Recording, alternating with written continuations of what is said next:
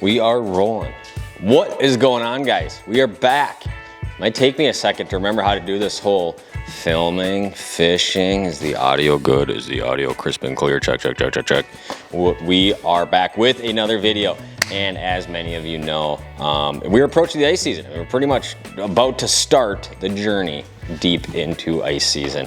And it feels good. You guys haven't seen me in a little while. And I've been doing some deer hunting, been doing some deer killing, been doing some deer scouting, been doing some time not having a camera in my face. And a lot of times I take my job so intensely serious for my own I enjoy what I do, but during the open water fishing season, my life kind of gets put on hold for like 8 or 9 months.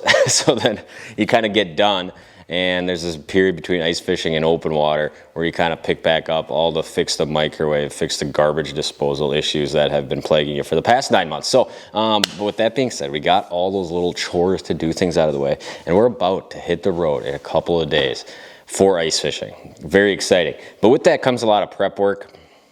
It comes a lot of little just things. One of the cool parts about ice fishing, I always say, is very rarely does something come along during the open water for open water fishing where it like really changes the game. You know, it's been around. Open water fishing is it's everywhere, right? Anybody can do it anywhere.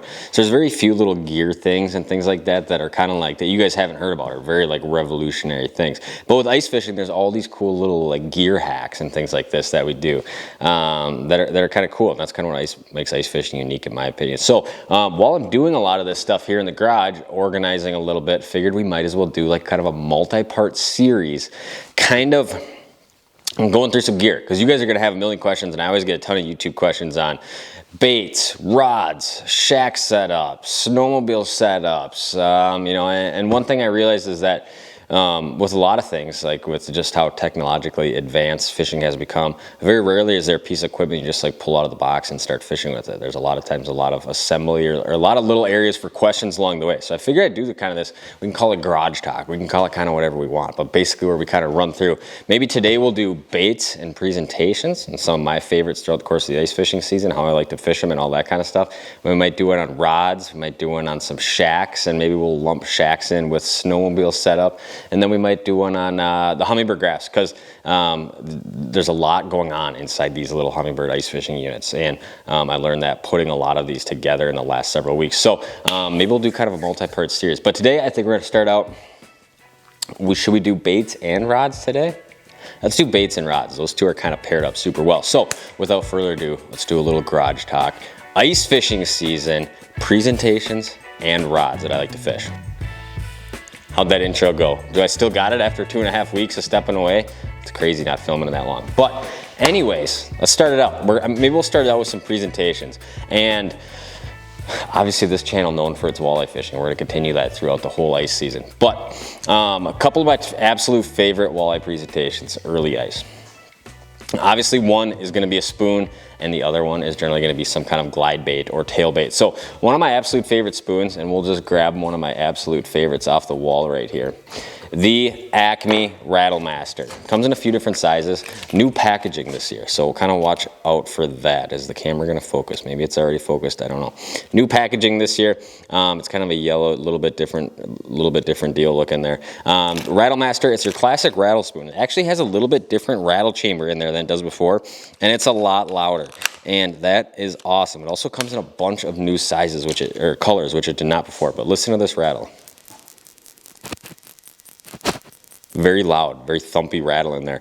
And it's basically like morphed into the body. You can see how there's very little of a gap right there where that rattle, it's not glued on like a lot of other kinds. It's like in the spoon. You can kind of see it a little bit on both sides. But always, absolutely one of my favorite colors is going to be anything purple. I love purple spoons through the ice. That doesn't seem to be focusing. There we go. There's a good focus right there. But absolutely love purple spoons through the ice. Purple's absolutely one of my favorite walleye fishing colors. It's this one right here. 1/8 ounce. That's the size I like fishing walleyes with 99% of the time through the ice. I like fishing with an 1/8 ounce spoon. And And generally this bait, I'm working it, especially early ice, pretty aggressive, ripping that spoon, making it flutter. Now, all these spoons will generally all flutter and do different things. These kind of lead spoons, or these, we'll just call them lead spoons basically, which most of them are lead, with a rattle a lot of times. These are like your up and down pounding action spoons. When you kind of pop that thing, basically the spoon's going to do, it's going to shoot out sideways one direction, and then it'll kind of fall back like this with a little bit of, this kind of action in between. But a lot of these kind of straight up and down spoons, they're really nice for fishing a presentation where you're doing something like this with your wrist, popping it, making the bait just kind of go like this, shoot around, and then normally when a fish gets on you, you go to the hammering presentation. And we'll kind of grab a rod and just show you this. Now this is going to work with absolutely any spoon, but generally my favorite rod to fish to pair with a spoon, I got a lot of rods here I'm trying to sort through very quickly, is a Elliott Rods Evolution Series 44 Light. And we're not going to go too much into the rods right now. We'll just kind of talk about action. And look at this color though. This is another Acme Rattle Master color. It's like a Wonder Bread with a pink on it, with that rattle in the back, all in a glow body with a big, beautiful red treble on there. And generally what I'm doing with this is I'll go to that popping action, which obviously the bait's doing something drastically different in the air than it would in the water. And like I said, in the water, it's kind of doing this darting, shooting action. As a fish approaches up to me, that's when I go to this hard pounding in place action where it really makes that rattle kind of pound really aggressively and hard. So a lot of baits will have two different ways you work them. And I always talk about this when I'm doing ice fishing seminars. One, the attracting quality, which is generally where you're doing something like this with your rod, where you're taking it and you're snapping it and going like this, a ways off the bottom. This is normally like your attracting phase of the fish catch. That spoon's 3-4 feet up off bottom, it's darting, it's flashing. A fish starts to come in under that bait. A lot of times that's when I go to this real hard knocking hammer and pull the bait away from him. So a lot of times there's two different ways you can get a bite, or two different things you'll do with the spoon. But that one right there would be lost with it throughout the ice. Acme Rattling Castmaster, 1/8 ounce, new packaging. Ton of different new colors this year. There's one of them. I showed you guys that last purple one. For all you purple freaks out there, we also have like a purple metallic with a glow back, which I absolutely love. And look at that color. Now look at all that purpley flash you're going to have in that clear water with the glow back, obviously. And there we go. There's another one in the 1/8 ounce. But Acme Rattle Master, 1/8 ounce. Absolutely one of my favorite spoons to the ice. You guys will see that fished a lot in a variety of different colors. Now, another spoon, which I've been fishing a ton, we'll get this pop back in, over the last couple seasons, is the Tungsten Castmaster. No rattle on this one. It's a silent bait. But essentially what it is, it's phenomenal for fishing in a lot of situations where you might want to downsize or you're going in deeper water. And it's the same size body, but it obviously weighs more. Now, last year they had this in like 3/16, I think, was the biggest size. Now they're making it in the same size as the 1/8 ounce, which is actually going to weigh like, I believe, 1/4 ounce. And we'll kind of go behind me here and I'll tell you this. And here it is. So you can see the bodies on these two baits are exactly the same size, but one is a tungsten presentation, the other one is lead. So obviously this tungsten one is going to get down a lot faster, which is really nice when you're fishing maybe a deep water presentation. Or like I said, the other time I really like fishing these baits is when I want to downsize, which I do a lot of times midwinter, where those fish get in that kind of slow, lethargic type of deal. Maybe I was fishing a bait that was an 1/8 ounce, not getting bit, want to downsize. I'll go down to that next size of tungsten presentation, and I'm still keeping that same weight, but I'm downsizing. So very powerful tool for fishing deep water or a time you want to downsize. So those are my kind of two favorite spoons that I fish an absolute ton of the time. That tungsten bodied one and then the regular Rattle Master. And like I said, those are kind of the two packaging deals there if you guys want to keep an eye out for them in your local retail store. But spoon wise, those are a couple of my two favorites right there. One big thing with your spoon, you're buying spoons, make sure they're coming with a good sized treble hook on. And if they're not, swap it out. I like to see at least a 10 or an 8 on a lot of the spoons. That's the number size treble right there. And these Castmasters and Rattle Masters come with that big beefy treble, which is good because you lose a lot of fish when you go to a really small hook through the ice. And it's tough to keep that hook stuck. But we'll come up for another solution for that here when we start talking about rods. But kind of moving on to the tail baits, glide baits, a couple of my absolute favorites, and we'll grab a couple of them right here. The Hyper Hammer, Acme Hyper Hammer, which you guys saw a lot of fish caught on that last year, especially in the early ice time frame. Had a lot of success. This is one of my favorite colors, candy corn. Now, there's a few different sizes of this. One that I use open water, or kind of two that I use open water and two that I use in the ice. The smaller two sizes of this Hyper Hammer are what I like through the ice, and this color is called candy corn. Phenomenal. You're going to want to pick some up because I'll do a video on them, then they'll all be gone and they will not be available anymore. So you always want to grab some of those. But the two sizes I like to fish, and I was going to read this off just because I know we're going to get questions on it. The 40 and the 30, I believe, are what they are. 40 and the 30. And we'll see if we can get that to focus here so you guys could see it. Is it going to focus for us? I don't know. I don't know if that focused. I can't see. We're still waiting on some lights for the garage to make the filming a little bit easier. So in the meantime, I have like a couple of basically temporary lights set up. As you guys can probably notice, it's a little dim in here. But a couple of my favorite colors in that Hyper Hammer. Candy corn for sure is one. And they make an awesome purple one as well in both sizes. So you guys, I'll show you guys this one here. Now, tailbait's obviously a lot different than fishing a spoon through the ice. Spoon, you're kind of making it flutter and kind of dance around and then hammer in place. A little bit different cadence. Look how sexy that is. Purple with kind of the yellowish neon belly. I like that. It's got the rattle in the eye. It's got the rattle in the middle of it. And it's got a lot bigger upsized hook on the back than a lot of standard tailbaits. But with that being said, I like this bait, and they're kind of interchangeable. One time you'll notice one will make more of a difference than the other. Just the standard Hyper Rattle, which where do I have them on my board? Did I already start packing them away into boxes? I don't even know yet. So you guys have seen me catch an absolute mountain of fish on the Acme Hyper Rattle over the years. Here's the biggest size, which I fish a ton in the open water season. Here is the smaller sizes, which I fish ice fishing. I like the two smallest sizes. They make a lot for ice fishing. Heavy bait, fish is very heavy and aggressive and fast. This one, because they're a little bit heavier, you could do a little bit more with them in my opinion. The Hyper Hammer, a little bit more hollowed out. Still a good deep water tool, but a lot of times I'm fishing shallow water. I like the Hyper Hammer, deep water, Hyper Rattle. So two kind of different style glide baits right there. This one's probably a little bit more. You guys have seen it a ton on that standard design. Hyper Hammer, Hyper Rattle. Obviously both have been catching fish for years, especially that Hyper Rattle. You guys are probably very familiar with that. When you're fishing that on a rod, generally what I'm doing is I'm taking the bait and I'm hitting it like this. And what that's making it do, it's doing that circle where the bait pops out and then slowly comes back to center. So if you kind of go like an action like this, that bait's gonna keep kind of hopping this way and then it'll slowly come back to center. The key is, most of the time I don't fish any live bait on these tail style baits. Most time, no live bait on there at all. The spoon most time tipped with the minnow head, doesn't always have to be, but when you're fishing those glide baits, no bait on there. So because of that, you need to be very good on the rod. You're imparting all the action. There's no other triggering factors that are happening there. There's no center or anything happening outside of what you're doing with the rod. So basically when I'm fishing that bait, what I like to do is kind of pop it like this, let it come back to the center line, pop it like this, let it come back to that center line.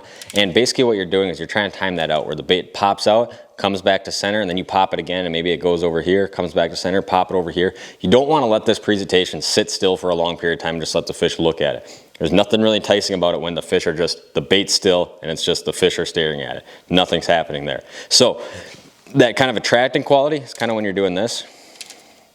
Popping the bait, let it come back to center. Now, a lot of times as a fish comes into me, what I'll do is I'll slow my pops down and just kind of start going up. And what that makes the bait do is kind of goes like this. And it just slows it all down and makes it a little bit more manageable in a confined space. That big pop snap, that's what you're doing to get the attention. When you slow it down and start taking them away from them a little bit, that's when the bait's just kind of doing this. And that's a lot of times when you get them to bite. So two different presentations there that I like using a lot, that you guys are going to see me catch a ton of fish on here in the coming weeks, hopefully. But with that being said, we'll kind of move into rods now. There's a couple of my absolute favorite ice fishing presentations, but what rods do you put them on? Well, we already talked about spoon rod. My absolute favorite one, hands down, for 99% of the walleye fish I'm going to do through the ice, the Elliott Rods Evolution Series 44 Light. Absolutely love this rod. I generally pair that with a smaller 500 or 1000 size reel. I like 1000 because the line comes off it a little bit cleaner. This is the Piscifun Carbon X. As you guys know, 6 pound mono is what I like to run in here. 6 or 8 pound, or sorry, 6 or 8 pound fluoro. And you can see I'm spooling rods up now as we just got a pile of spools behind us that we're going through right now, putting on rods and everything like that. But this rod, the best thing about it, if you guys aren't used to fishing a long rod like this rod is 44 inches long. I'll show you guys kind of a, I believe this is a 32 inch rod, which is probably still relatively long for some people. And you can see how short that looks next to it. Very short presentation in comparison to these longer rods. And if you're not familiar with fishing with these longer rods, or you're looking at a 44 inch ice rod and you're saying that's absolutely ridiculous, it gives you all the advantages in the world. Number one, outside hole hopping. I can kind of sit down here like this, jigging this bait, and my line's 6 inches out of the water as I'm just sitting here standing. I don't have to get down on a knee or crunch way over like this. So it's super enjoyable, especially if you're an outside fisherman, which I do a lot of my fishing outside of shacks, and I do a lot of aggressive hole hopping and things like that, to have a longer rod. Number two, second best advantage, which you don't hear talked about a lot, is the load in a rod. For a long time, ice fishing rods have just been made between 24 and 30 inches, 32 inches long, because everybody is just thinking, oh yeah, it's a sensitive rod, it's light, it's short, and it has a lot of sensitivity. Well, when you get to a long rod like this, these Elliott Evolutions, number one, they are very light, and they are incredibly sensitive. But a short rod cannot fight fish very well. You guys could see how this rod loads up. There's my drag going right there. Now, head shakes on a shorter rod, what they're gonna look like is like this. If you have that big walleye on in shallow water next to the hole and this rod's loading, you're gonna see head shakes that look a lot like this, where this rod's basically almost coming back up to flush, to straight again. And that's how you lose fish. With a longer rod like this, you could see those head shakes, those same head shakes will look like this, like they would on an open water rod. So that means you keep a lot more pressure on fish. You got a lot more rod to let that rod load and fight fish. Where a 32 inch, a 20 inch rod, they just don't have those same characteristics. So letting a long rod, having a bigger fish, or even, a lot of us might be going to a place like Red Lake in a week or so now, where you're fishing 6, 7, 8, 9 feet of water. And you all know, even a 17, 18 inch walleye goes ballistic at the ice hole. This is what saves you right here. A lot of ice fishing lures naturally have smaller hooks, and the more pressure you put on a fish at the side of the hole with a smaller hook, the more likely they are to pull off. And because of that, or kind of how you fight that whole thing, is when you have a longer rod, you have so much more load section that's so much more forgiving to let fish fight and let the drag work, and the whole system just lands a lot more walleye. So that's one of the biggest reasons I like fishing with longer rods. And that 44 inch light action Elliott Evolution Series rod, hands down my favorite spoon rod, and I guarantee you if you get one, it'll be your favorite spoon rod too. So that's what I like to work pretty much all my spoons on, and kind of went through that pretty good. Now the rod I like to work most like my little bit beefier presentations. Maybe it could be a bigger spoon. Maybe it could be one of these baits right here, the Hyper Hammer. Maybe it could be a Hyper Rattle, whatever it might be. Something that needs a little bit more tip to kind of work the bait. Something that you might be fishing a little bit more aggressively. I like fishing the 42 medium in the Elliott Evolution series. You still get that same great load that a longer rod provides. I mean, you guys can see how well that rod loads under a lot of weight. I'm putting a fair amount of pressure on this right now, and big fish through the ice. Like I said, if you're fishing with a stiff short rod, you're getting a head shakes that are going to look like this, where it's on and off, and that is not good for landing fish overall. So this rod, a lot of load in it. Now, this is, like I said, this is what I like to work for my beefier presentations. Generally, I'm spooling this up with Suffix, I think it's called like Performance Ice Braid, in an 8 pound. It's blue like that. Most of the line I buy is blue like that ice braid. And then I like to tie in, you could run a swivel too, tie in about 6 feet of 8 or 10 pound fluorocarbon on here. Now, I like fishing braid on here because for this kind of presentation, you want the bait to mimic the exact action your rod has. If you're sitting here and doing this with a soft rod and trying to pop this bait and the tip keeps going like this, your bait's not doing what the tip of the rod is doing. So fishing a little bit stiffer rod with braid, which has zero stretch, it gives you every ability. You can make very small movements with your rod tip, and the bait will exactly mimic that. I wish we had some awesome underwater footage to show you guys right now, but we're standing in the garage. So just by doing these little movements like this, on a little bit stiffer rod with braid, your bait is doing exactly what you want it to. So you have a lot more control with the bait. especially a heavy bait, when you go to a little bit stiffer rod, like a 42 medium, and braided line on there. Now this is what I'm gonna work all my bigger stuff with, my hyper rattles, small blade baits. If you're gonna go up to like a 3/8 ounce spoon or something, this is what I like to work it with right here. So, and those are kind of two of my absolute favorite rods. We could sneak peek a few others to you guys that you guys might see throughout the season. One that I'm super excited about for sure, for the amount of pan fishing I'll be doing, which you guys know probably won't be a ton, but plenty, the Odyssey series. Glass rod right here. Beautiful job they did with these guys here. We'll see if we get it to focus. Maybe that's focused, maybe it's not. The Odyssey series. Glass rod, kind of cool look to it, super soft tip. This rod's also gonna be a nice like lighter action walleye dead stick rod. But a lot of my pan fishing guys you'll see me do will be with this rod this year because I like it so much. And even just standing here playing with it makes me wanna go do it. But soon enough we'll be on the ice, and there we go. Just a quick little walkthrough, a couple of my favorite spoons, a couple of my favorite glide baits, and the rods and actions I like to fish them on. So hopefully you guys are getting excited for ice fishing. Hopefully this answers a few of your guys' questions, and stay tuned for more. I think next we might peel into some hummingbird graphs, show you guys some rigging stuff, show you guys how one technology might complement the other and how you can bundle them all together and all that kind of stuff. So there's a lot more questions than there used to be when it comes to ice fishing electronics. So hopefully you guys are excited for ice fishing. Hopefully you guys are getting ready for it, and very soon we'll see you guys out there.